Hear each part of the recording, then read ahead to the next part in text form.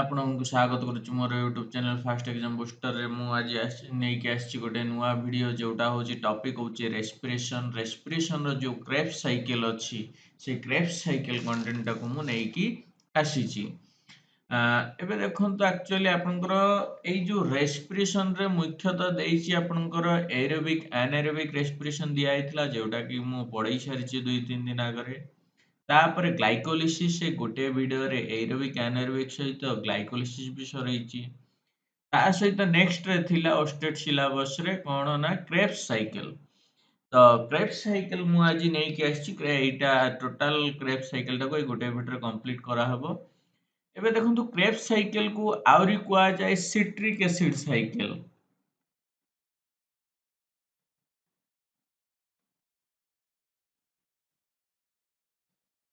Citric acid cycle कहिबार कारण होउची एठी देखंतु एई जो क्रेब साइकेल रे ग्लूकोज ग्लाइकोलिसिस रे ग्लूकोज भांगी की परिणत हुए कोउथरे पाइरुवेट रे। एई पाइरुवेट टा 2 कार्बन कंपाउंड होला परे ऑक्सालो एसिटिक एसिड सहित मिसी की जेतले प्रथम यौगिक तयारी करे, माने क्रेब साइकेल रो जे प्रथम यौगिक कंपाउंड फर्स्ट कंपाउंड जोटा तयारी हेई थाए ସେଇଟା ସିଟ୍ରେଟ୍ ହେଇଥିବାରୁ ୟାର ନାମ ଅନୁସାରେ ଆକୁ ନାମ ଦିଆଯାଇଛି ସିଟ୍ରିକ୍ ଏସିଡ୍ ସାଇକେଲ। ତାହେଲେ କ୍ରେବ୍ ସାଇକେଲର ଆଉ ଗୋଟେ ନାମ ହେଉଛି ସିଟ୍ରିକ୍ ଏସିଡ୍ ସାଇକେଲ। ଆଉ ଗୋଟେ କୁହାଯାଏ ଆକୁ ଟିସିଏ ସାଇକେଲ। ଟିସିଏ ସାଇକେଲ କୁହାଯିବାର କାରଣ ହେଉଛି ଟିସିଏ ମାନେ ହେଉଛି tricarboxylic acid. Tricarboxylic acid माने होउची एमिति एक यौगिक तयारी हेइची, जोटा कि एटा भी सेही सिट्रेट विषय रे कुआ जाउची। एमिति एक यौगिक तयारी हेइची प्रथमे, जोटा कि सिट्रेट। एथिरे 3टा कार्बोक्सिलिक ग्रुप अछि। कार्बोक्सिलिक ग्रुप को कुआ जाय COOH। COOH को कुआ जाय कार्बोक्सिलिक ग्रुप। तो एठी देखंतु, এইটা ମୁଁ ଯୋଉ ରଖିଛି ଏଇଟା ଗୋଟେ ସିଟ୍ରିକ୍ ଏସିଡ୍ ର ଚିତ୍ର ବା ସିଟ୍ରେଟ୍ ର ଚିତ୍ର। କାହାର ଚିତ୍ର? ସିଟ୍ରେଟ୍ ର। ସିଟ୍ରେଟ୍ ଏଇଠି ଦେଖନ୍ତୁ, ଫାଷ୍ଟ କଥା ଏଇଟା 6 କାର୍ବନ କମ୍ପାଉଣ୍ଡ 1 2 3 4 5 ଆଉ ଗୋଟେ ଏଠି ଅଛି 6। ତ 6 କାର୍ବନ କମ୍ପାଉଣ୍ଡ ହେଲେ ଏଇ ଗୋଟିଏ କାର୍ବନ ଏଇଠି ସିଏ ତିଆରି କଲା କ'ଣ? COOH। କ'ଣ ତିଆରି କଲା? COOH। এইଠି ଦେଖନ୍ତୁ, ଏଇ କାର୍ବନ ତିଆରି କରିଛି ଏତିକିକୁ ନେଇକି COOH। ଆଉ ଏଇଠି ବି ଏଇ କାର୍ବନଟା କ'ଣ ତିଆରି କରିଛି? COOH। ତ ଏଇଠି ହେଲା କାର୍ବୋକ୍ସିଲିକ୍ ଗ୍ରୁପ କେତେଟା ଅଛି? 3ଟା ଅଛି। ସେଇଥିପାଇଁ 3 କୁ ଟ୍ରାଇ କୁହାଯାଏ। ଟ୍ରାଇ କାର୍ବୋକ୍ସିଲିକ୍ ଏସିଡ୍ ସାଇକେଲ ବି କୁହାଯାଏ ବା ଟିସିଏ ସାଇକେଲ ବି ୟାକୁ କୁହାଯାଏ। କାରଣ କ'ଣ? ଏଥିରେ ଯୋଉ ପ୍ରଥମ ଯୌଗିକ ତିଆରି ହୁଏ ସେଇଟା ହେଉଛି ଏକ 3ଟି कार्बोक्सिलिक ग्रुप धरिथिबा यौगिक, ଯାହାର ନାମ ହେଉଛି ସିଟ୍ରେଟ୍। ସେହେତୁ ସିଟ୍ରେଟ୍ ନାମ ଅନୁସାରେ ତାକୁ ସିଟ୍ରିକ୍ ଏସିଡ୍ ସାଇକେଲ କୁହାଯାଏ। ସିଟ୍ରେଟ୍‌ରେ 3ଟା କାର୍ବୋକ୍ସିଲିକ୍ ଗ୍ରୁପ ଥିବାରୁ ଆକୁ ଟ୍ରାଇ କାର୍ବୋକ୍ସିଲିକ୍ ଏସିଡ୍ ମଧ୍ୟ କୁହାଯାଏ ବା ଟିସିଏସ୍ ସାଇକେଲ ମଧ୍ୟ କୁହାଯାଏ। ଆଉ ତାପରେ ମୁଁ ଏଇ ଚିତ୍ରଟାକୁ ମୁଁ ପରେ ଆଉ ଥରେ ଷ୍ଟେପ୍ ବାଇ ଷ୍ଟେପ୍ କରିକି ଦେଖେଇବି ତାର ଏନଜାଇମ୍ ସହିତ। ଏବେ ଦେଖନ୍ତୁ, what is Krebs cycle? Krebs cycle होउची, the Krebs cycle is a cyclic process that occurs in the mitochondrial matrix। एटा कोउठी हेइताय ना mitochondrial matrix रे हेइताय। माइटोकॉन्ड्रिया रे मैट्रिक्स माइटोकॉन्ड्रिया को कहा जाय powerhouse of the cell. Mitochondria भितरे एक प्रकार तरल रस रही थाए। जो रस रही थाए सेई रस को कहा जाय मैट्रिक्स कहा जाय। कोन कहा जाय? मैट्रिक्स। तो जेहेतु एटा माइटोकॉन्ड्रिया रो रस रही थाए, तो एठी कहा जाय कोन ना क्रेब्स साइकिल कोउठी है ना माइटोकॉन्ड्रिया रो मैट्रिक्स रे हेइ थाए। इटा काहाकू भांगे ना आपनकर क्रेब्स साइकिल टा एसिटाइल कोएंजाइम को व्यवहार करके कौन उत्पन्न करे? एनर्जी उत्पन्न करे। केउ फॉर्म रे ना NADH FADH2 ATP आकार रे उत्पन्न करे एनर्जी।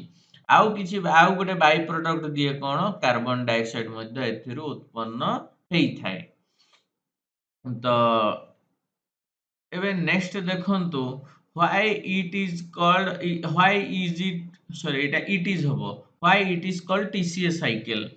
एटा को टीसीए साइकिल कहिबार कारण आर प्रथम जो यौगिक ऑलरेडी मु कहि सारिछि फर्स्ट स्लाइड यार जो प्रथम यौगिक सेटा सिट्रेट बा सिट्रिक एसिड हेइतिबारु आको सिट्रिक एसिड साइकिल कुआ जाय बा एई जो सिट्रिक एसिड रे तीनटा कार्बोक्सिलिक ग्रुप लागिथिबारु आको ट्राई कार्बोक्सिलिक एसिड मध्य कुहा जाय। एसिट्रिक एसिड रो जो ऑर्गेनिक फार्मूला होची C6H8O7 C6H8O7 ଯାହାର ନାମ ହଉଛି ସିଟ୍ରିକ୍ ଏସିଡ୍।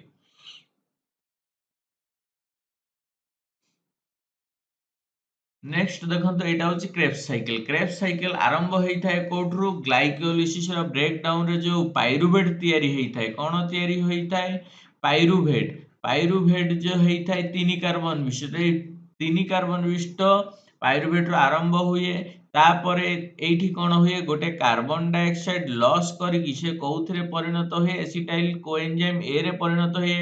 ତ ଏସିଟାଇଲ କୋଏନଜାଇମ ଏ ହଉଛି 2 କାର୍ବନ କମ୍ପାଉଣ୍ଡ। କେତେ କାର୍ବନ କମ୍ପାଉଣ୍ଡ 2 କାର୍ବନ।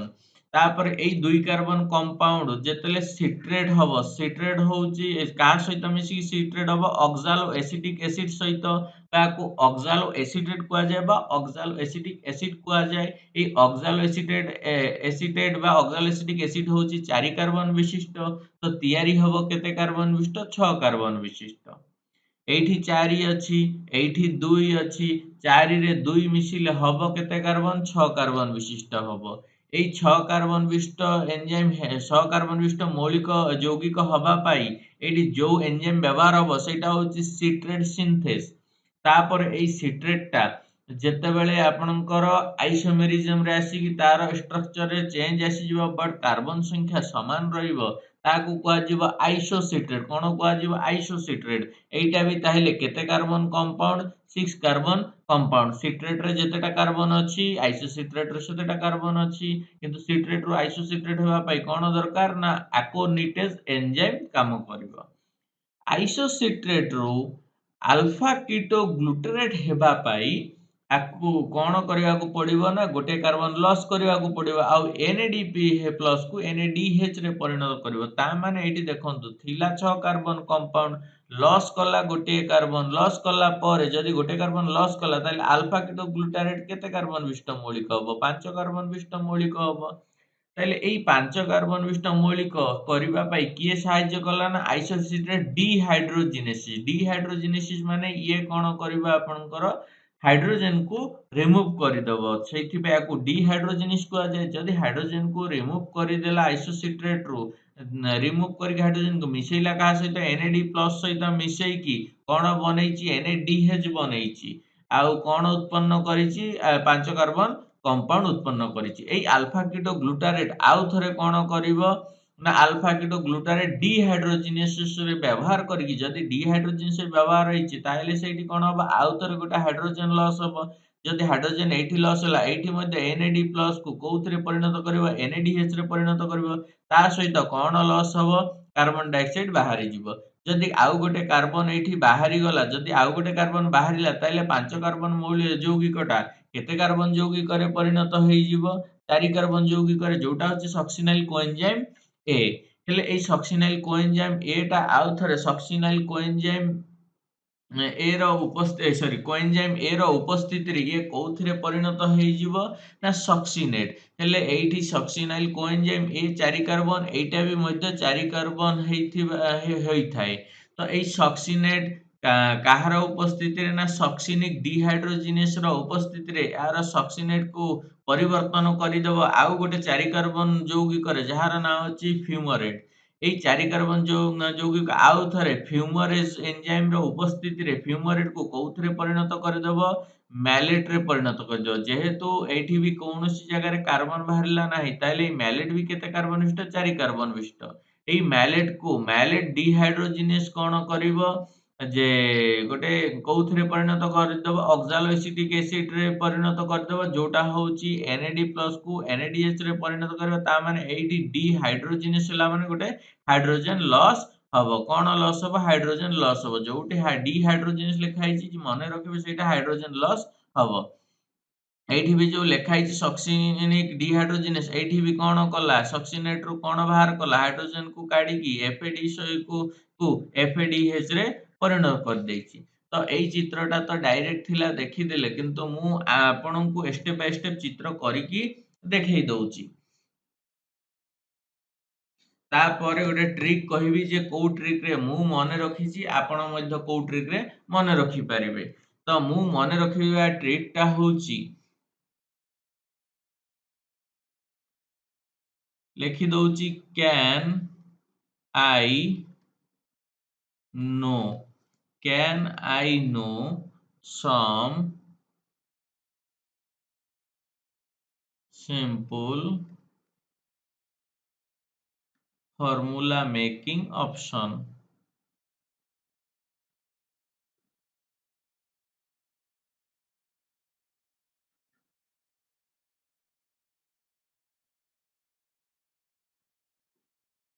ଅପସନ୍ ତ ଏଇ ଯୋଉ ଫର୍ମୁଲାରେ ହିଁ ସବୁ ମିଳିଯିବ। କ୍ୟାନ୍ ରେ ହଉଛି, ସି ରେ ହଉଛି ସିଟ୍ରେଟ୍, ଆଇ ରେ ହଉଛି ଆଇସୋସିଟ୍ରେଟ୍, ନୋ ର କେ ଅଛି। ଟିକେ କଲର ଚେଞ୍ଜ କରିଦେବି।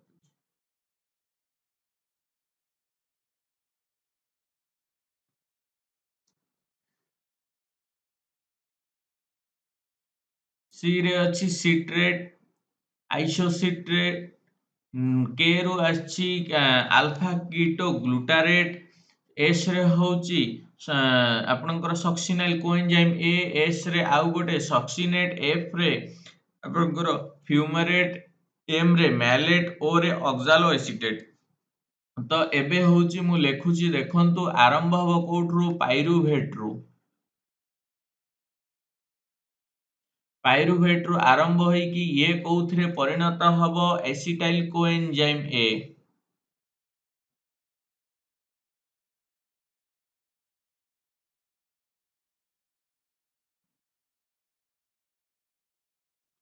एसिटाइल कोएंजाइम ए हवा पाई पाइरुवेट होची केते कार्बन कंपाउंड ना 3 कार्बन, एथिरु गोटे कार्बन डाइऑक्साइड लॉस होला परे ये केते कार्बन कंपाउंड रे परिणत हबो, 2 कार्बन कंपाउंड रे परिणत हबो। 2 कार्बन कंपाउंड रे परिणत हैला परे ये पसिबो कोउथिरे ना आपणकर क्रेब्स साइकिल रे पसिबो। जेतले क्रेब्स साइकिल रे पसिबो, क्रेब्स साइकिल रे पसिबा पाई तयारी काहा सहित मिसिबो ना एठी मिसिबो ऑक्सालो एसिटिक एसिड सहित, ऑक्सालो एसिटिक एसिड सहित बा ऑक्सालेट सहित मिसिबो। ऑक्सालेट सहित मिसिकी एई एसिटाइल कोएंजाइम ए कोउथिरे परिणत हबो, सेटा होची सिट्रेट रे परिणत हबो। कोउथिरे,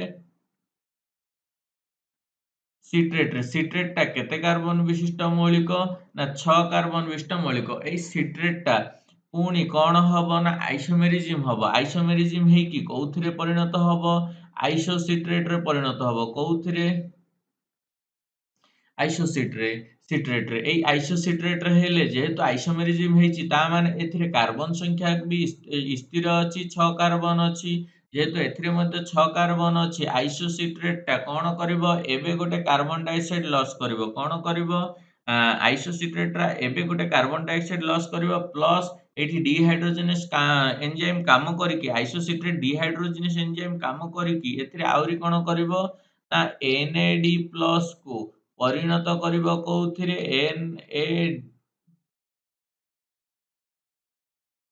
एनएडीएच रे परिणत करिवो। आ ए आइसोसिट्रेट को कोउथिरे परिणत करिवो ना आपणकर अल्फा कीटो ग्लूटारेट रे परिणत करिवो। एटा हेई गला alpha ketoglutarate. Alpha ketoglutarate रे परिणत कला। जेहेतु अल्फा कीटो ग्लूटारेट रे परिणत कला आउ गोटे कार्बन लॉस कला, ताइले एटा केते कार्बन मौलिक यौगिक हबो, सेटा होची 5 कार्बन यौगिक हबो। ए अल्फा कीटो ग्लूटारेट रो कोन हबो ना आउ थरे गोटे कार्बन डाइऑक्साइड लॉस हबो। गोटे कार्बन डाइऑक्साइड लॉस हबो plus alpha ketoglutarate dehydrogenase व्यवहार हबो। Alpha ketoglutarate dehydrogenase enzyme व्यवहार हेइथिबारु एथिरे कोन हबो, से आउ थरे एनएडी प्लस को एथिरे ऐड करि हाइड्रोजन ऐड करिकि एनएडीएच रे परिणत करिवो। आ ए अल्फा कीटो ग्लूटारेट टा कोउथिरे परिणत हेजिवो, एटा हेजिवो सक्सिनाइल कोएंजाइम ए रे परिणत हेजिवो। एटी गोटे कार्बन डाइऑक्साइड बाहरिला, এইଠି ଗୋଟେ कार्बन डाइऑक्साइड बाहरिला तो सेठी पाई जेहेतु एटा 5 कार्बन कंपाउंड थिला एटा सक्सिनाइल कोएंजाइम एटा हेइजिवो केते कार्बन कंपाउंड 4 कार्बन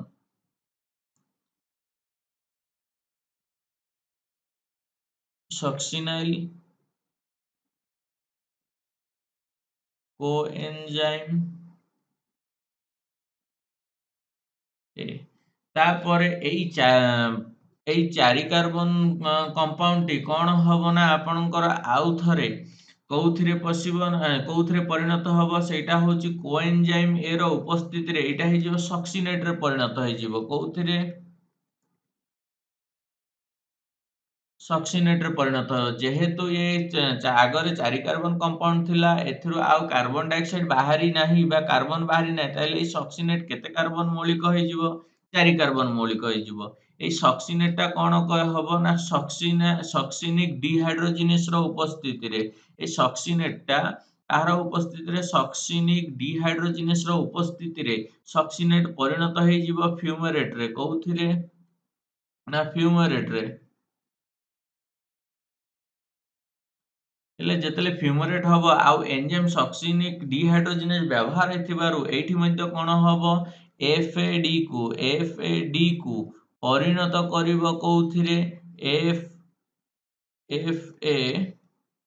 FADH2 रे परिणत करिवो तापरे एठी सक्सिनिक डिहाइड्रोजिनेज कोन करिवो ना जेतेले फ्यूमरेट तयारी हबो एई फ्यूमरेट को कोन करा जिबा आउ थरे ना फ्यूमरेज नामक एंजाइम मैलेट रे परिणत करिवो केउथरे परिणत फ्यूमरेट टा कोउथरे परिणत हबो मैलेट रे परिणत हबो जेतेले मैलेट रे परिणत हबो एई मैलेट टा कोन करिवो ना आउ थरे तयारी करिवो जो यौगिक को सेटा होउची आपनकर ऑक्सालो एसिटिक एसिड बा ऑक्सालो एसिटेट आरो पूरा नाम होउची ऑक्सालो एसिटेट OAA বা অক্সালো এসিটিক অ্যাসিড মধ্যে কুয়া যায় এইটা হচ্ছে কেতে কার্বন যৌগিক 4 কার্বন যৌগিক তো এইটা হচ্ছে সম্পূর্ণ আপনकर ডায়াগ্রাম যোউটা কি মনে রাখিবা পাই মু जो ইয়ে রে ফর্মুলা রে মনে রাখিছি সেটা হচ্ছে ক্যান আই নো সম সিম্পল ফর্মুলা মেকিং অপশন ଆପଣଙ୍କୁ ଯଦି ଏଥିରେ ଅସୁବିଧା ହଉଛି ଆପଣ ୟା ପାଇଁ ଆଉ ଗୋଟେ ଫର୍ମୁଲା ଆପଣ ତିଆରି କରିଦେଇପାରିବେ ଯୋଉଟା ମୁଁ ଲେଖି ଦଉଛି ଦେଖନ୍ତୁ ଫାଷ୍ଟ ଲେଟରକୁ ନେଇକି କରାଯିବ CIKS ଏଇଟା ହଉଛି CIKS ଆଉ ଗୋଟେ କଣ ଅଛି କଣ ନା SFMO SFMO এটা হচ্ছে CIKS SFMO এই ନାଁରେ ବି କିଛି ଲୋକ ମନେ ରଖୁଛନ୍ତି ଯାହାମାନଙ୍କୁ ସୁବିଧା ହଉଛି CIKS ହଉଛି କଣ ସିଟ୍ରେଟ୍ ଆଇସୋସିଟ୍ରେଟ୍ ଆଲଫା କିଟୋ ଗ୍ଲୁଟାରେଟ୍ S ରେ ହଉଛି ସକ୍ସିନାଇଲ କୋଏଞ୍ଜାଇମ୍ ତାପରେ ସକ୍ସିନେଟ୍ ତାପରେ ଫ୍ୟୁମରେଟ୍ ତାପରେ ମ୍ୟାଲେଟ୍ ତାପରେ ଅକ୍ସାଲୋ ଏସିଟିକ୍ ଏସିଡ୍ ବା ଅକ୍ସାଲୋ ଏସିଟେଟ୍ ଏଇ ନାଁରେ ମଧ୍ୟ ମନେ ରଖୁଛନ୍ତି এইଠି ମୁଁ ଯଦି এইଠି ମୋର ହ୍ୟାଣ୍ଡରାଇଟିଂ ବୁଝିବାରେ ଅସୁବିଧା ହୁଏ ଆପଣ এইଠି ଦେଖିପାରିବେ ସବୁ ଷ୍ଟେପ୍ କ୍ଲିୟରଲି ମୁଁ ରଖିଦେଇଛି ଯେ କୋଉ ଷ୍ଟେପରେ କଣ ତିଆରି ହୁଏ କଣ उत्पन्न हुए जेमति कि एसिटाइल कोएंजाइम ऑक्सालो एसिटेट सहित मिसे ताइले एठी देखि दियंतु एसिटाइल कोएंजाइम होची केते कार्बन विशिष्ट मौलिक 2 कार्बन विशिष्ट मिसिबो केते कार्बन सहित 4 कार्बन विशिष्ट सहित मिसिला पर एटा केते कार्बन हबो 6 कार्बन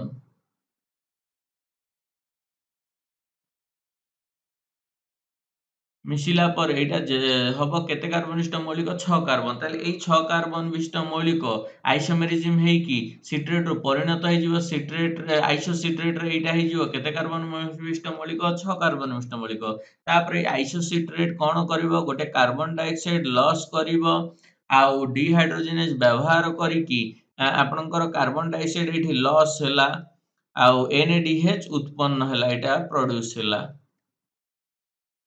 एठी हाइड्रोजन लॉस हैला कोठुर आपनकर क्रेब्स साइकिल रु लॉस है कि कार्बन डाइऑक्साइड गोटे कार्बन बाहरिला आ गोटे प्रोडक्शन हैला कोठुर आइसोसिट्रेट रु एतिकी बाहरिची ता माने ई अल्फा कीटो ग्लूटारेट हेइ जिवो केते कार्बन मौलिक ना 5 कार्बन मौलिक एई 5 कार्बन मौलिक आउ थरे जतेले जीवो ଆପଣଙ୍କର କ୍ରେବ୍ ସାଇକେଲରେ କଣ୍ଟିନ୍ୟୁ ହବ। ଏଇ 5 କାର୍ବନରୁ ଆଉ ଥରେ କଣ ହବ, ଗୋଟେ କାର୍ବନ ଡାଇଅକ୍ସାଇଡ୍ ବାହାରିବ, NADH ବାହାରିବ। ସେଥିପାଇଁ ଏଇଠି ଆଉ ଗୋଟେ କାର୍ବନ ଡାଇଅକ୍ସାଇଡ୍ ଲସ୍ ହେଲା ପରେ ସକ୍ସିନାଇଲ୍ କୋଏନଜାଇମ୍ ହେଇଯିବ। କେତେ କାର୍ବନ ମୌଳିକ? 4 କାର୍ବନ ଯୌଗିକ। 4 କାର୍ବନ ଯୌଗିକ ହେଲା ପରେ ଏଇ ସକ୍ସିନାଇଲ୍ କୋଏନଜାଇମ୍ କୋଉଥିରେ ପରିଣତ ହବ? ସକ୍ସିନେଟରେ। ସକ୍ସିନେଟରେ ପରିଣତ ହେଲେ ଏଠି ATP ତିଆରି ହବ। ଏଇ ସକ୍ସିନେଟଟା ଫ୍ୟୁମରେଟରେ ତିଆରି ହବ। FADH2 ତିଆରି ହବ। ଫ୍ୟୁମରେଟ ମ୍ୟାଲେଟ, ମ୍ୟାଲେଟରୁ ଅକ୍ସାଲୋ ଏସିଟେଟ୍। ତ ଏଇ ଯୋଉ ତିଆରି ହଉଛି ୟାକୁ ମନେ ରଖିବା ପାଇଁ ଦୁଇଟା ଟ୍ରିକ୍ ଅଛି। ଗୋଟେ ହଉଛି CIKS SFMO, ଆଉ ନହେଲେ can I no SUM simple formula making option. ତ ମତେ ଏଇ ଫର୍ମୁଲା ଏଇଟା ହିଁ ଠିକ୍ ଲାଗେ ଆଉ ଏଇଟା ହିଁ ମୁଁ ନିଜେ ବନେଇଛି, ମତେ ସେଇଥିପାଇଁ ସହଜ ହୁଏ। କଥା ହଉଛି ଆପଣ ଏଇ ଦୁଇଟାରୁ ଯଦି ନ ଚାହୁଁଛନ୍ତି ଆପଣ ନିଜେ ଗୋଟେ ବ୍ରେନ୍ ଲଗେଇକି ଯୋଉଟା ତିଆରି କରିବେ ସେଇଟା ଆପଣଙ୍କୁ ମନେ ରଖିବା ପାଇଁ ବହୁତ ସୁବିଧା ହବ। ସେଇଥିପାଇଁ ଆପଣ ନିଜେ ଗୋଟେ ବି ତିଆରି କରନ୍ତୁ ଯୋଉଟା ବି ଆପଣଙ୍କୁ ବହୁତ ହେଲ୍ପଫୁଲ୍ ହବ। ଆଉ ନହେଲେ ଏଇଠାରୁ ଦୁଇଟାରୁ ଯଦି କୋଉଟା ଇଜି ଲାଗୁଛି ନିଶ୍ଚୟ ମନେ ରଖନ୍ତୁ। ନେକ୍ସଟ ଏଇଠି ଟୋଟାଲ ଦେଖନ୍ତୁ, ଗୋଟିଏ ସାଇକେଲ ହବା ପାଇଁ ଗୋଟେ ପାଇରୁଭେଟ୍ ଭାଙ୍ଗିକି ଗୋଟେ ପାଇରୁଭେଟ୍ ୟୁଜ୍ ହେବା ପାଇଁ ସେଥିରେ କଣ ଉତ୍ପନ୍ନ ହଉଛି? 3ଟା NADH, ଗୋଟେ FADH, ଗୋଟେ ATP, 2ଟା କାର୍ବନ ଡାଇଅକ୍ସାଇଡ୍। ତ ଦେଖିଦବା 3 1 1 3ଟା NADH2 କୋଉଠି ଉତ୍ପନ୍ନ ହଉଛି? ନା ଗୋଟେ NADH2 ହଉଛି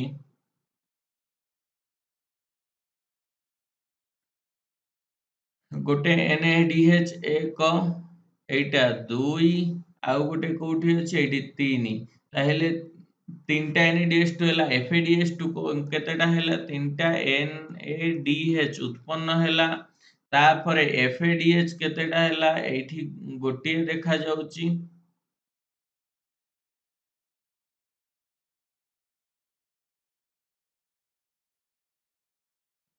ଠିକ ଅଛି।